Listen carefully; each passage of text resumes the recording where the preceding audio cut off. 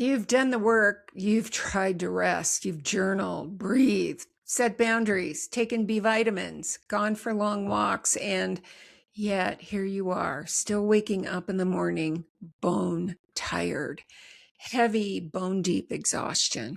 If that's you, I want to offer you a different perspective. You aren't tired because of what you're doing or not even necessarily because of what's going on in the world. You're exhausted because of the energy it takes to maintain a life that no longer has any of you in it. Today, we're talking about the maintenance fee you've been paying to stay safe and hidden, and how that friction is actually the very first signal of a new life ready to emerge. If you're new here, I'm Wanda Vitale, and this is a community for spiritual people, sensitives, empaths, healers, people who are quiet world changers who want to have a positive impact, but feel conflicted or challenged when life asks them to be seen, receive more, trust themselves, or step into what's next. Here, I talk about creating reality from the inside out, doing it consciously through the body, the nervous system, and the choices we make when the old way of being no longer fits. So I know you've experienced this. We all have lately. It's an exhaustion that self-care can't fix. You get that full night of sleep and you still wake up heavy, or maybe you don't sleep. I hear that. You've got your morning practice where you maybe journal for 10 minutes, but there's still this sense of dread. Maybe you do breath work or journaling and you get some relief, and then the heaviness comes back. You're functioning, but fried. I hear that a lot. You're doing all the right things, but you still feel that life is just draining you. This isn't ordinary tired. You've already done the work, and the tools that you're using have helped you regulate and come back to center, do all the things. But the exhaustion keeps coming back because there's something deeper, a deeper drain that hasn't been named. So at some point, the question stops being, what do I need to do? And becomes, what have I outgrown? And where am I settling for crumbs? That might be your work, might be your marriage, might be a money story, income. Maybe it's a family role, a version of you that keeps everyone else comfortable, takes care of everybody else first. This is the maintenance fee, the energy that it takes to keep functioning inside an area of your life that no longer fits, that you've outgrown. It could be a job that you dread, but you keep calling it practical and being wise. It could be a relationship where you keep swallowing your truth to avoid disruption. Just you do it to keep the peace. Or it could be a family role where everyone gets your attention and time and energy and you come last. Or it's just a money story. A lot of people are experiencing this now. That money story where just enough keeps coming in, just enough, drips and drabs, I call it. Or it could be a dream that you have that gets your attention and time after everybody and everything else in your life. And this is why it's so exhausting. You only have so much energy, so much time, so much attention. And when most of it is going toward keeping the peace or making other people happy or trying to fit into something that just doesn't fit anymore, there isn't enough of you left for your own life. And eventually, something in you starts saying, I just can't do this anymore. I can't keep doing this. And this is what so many of us are feeling now if we pay attention. Exhaustion is actually the biological response when your body is screaming, enough, I'm done, I can't do this. And you don't pay attention. There comes a point where the old compromise just stops working.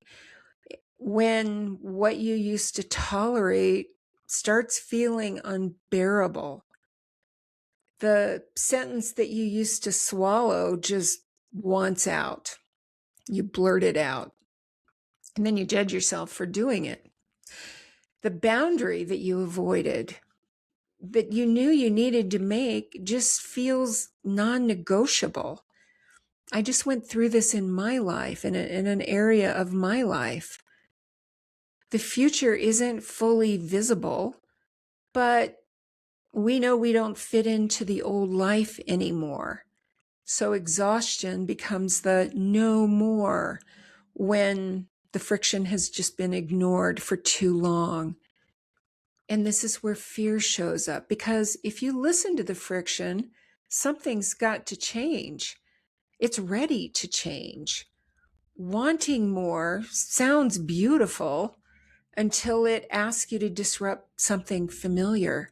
The job, the relationship, the family role, the money ceiling, the old agreement where everyone else's comfort came first.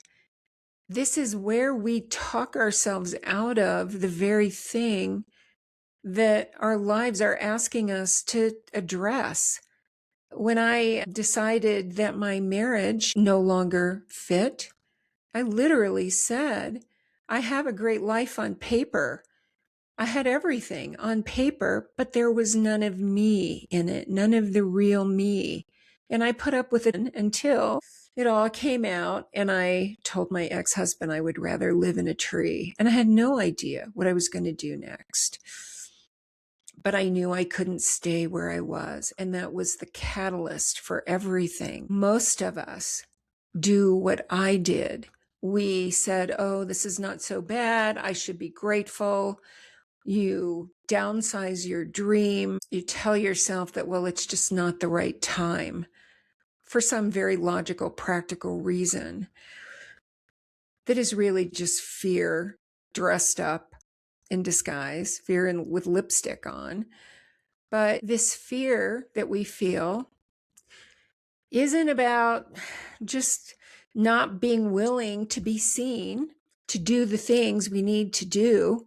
It's about what changes when we stop hiding. The version of you that kept everyone comfortable starts losing control.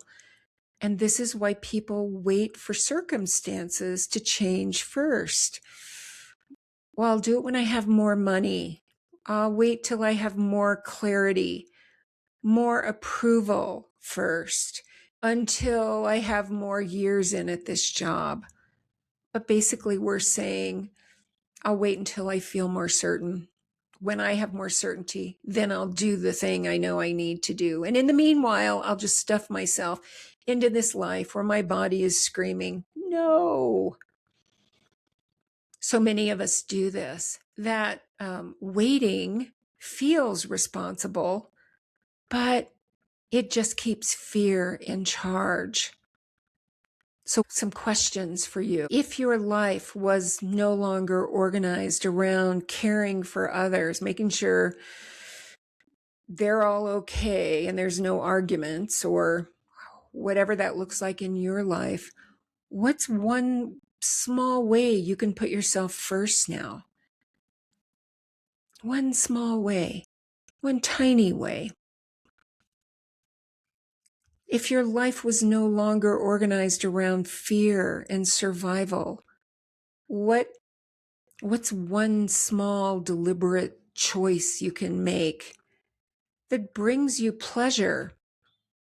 I'm consciously doing this now. My life is no longer organized around fear, but for so many years, my life has been organized around service. And I know some of you who are listening can relate to this. Service to others. Well, it is time for the others to do their inner work. And it is time for us to find delight in something and make that first. Maybe it's as simple as noticing a perfect flower, or finding pleasure in the simplest of things, the way an animal or a pet looks at you. We get to put pleasure first and let our lives reorganize around that, where we come first. It's not selfish. There's no reason to feel guilty about it. We're exhausted because whatever is next in our lives is ready to be birthed. And we have to make room for it. We have to acknowledge it. And I have one more exercise. For 2 minutes, try not to feel anything. Just for 2 minutes, set a timer. No feeling at all. Just tell yourself, no, I'm not going to feel anything. See what happens. Well, this is what happens. Your body tightens. Your breath changes. You start to brace. You scan. Am I feeling something? Your whole system kicks into gear to hold feeling down. Not feeling takes energy. That's part of the exhaustion. Stop asking for permission to stop being exhausted. Stop making the exhaustion be something like, I need to take more vitamins or I need to eat better. It's not that. It could be part of it, but it isn't. It's this energy of the new wanting to come through you. It's the next chapter in your life. And it may not be time. It may not be convenient, but it is time. So start to acknowledge it in tiny ways. And this is key. The new doesn't emerge because you fixed the old. It emerges because you finally stop propping up the old life. You don't need another healing session. You don't need to fix anything in your past. You just need to acknowledge what's done, where you're trying to make yourself fit into something that you've outgrown, into a role. And you need to stop settling for scraps of a life that was never meant to be big enough for you. Thanks for listening, everyone, and hit subscribe if this resonates with you. I'm going to record 2 videos for my members community here, and I'm going to focus on fear, because fear keeps us in these old roles that are like wearing shoes that are 5 sizes too small. I have changed my relationship with fear, and I want that for all of you. So if you want to go deeper into this, I do 2 live streams every month for my members. It's a great way to support the channel. I so appreciate it if you've joined, and let me know what topics you'd like me to address. I go deeper in the members channel than I do on my regular YouTube videos. Thanks, guys.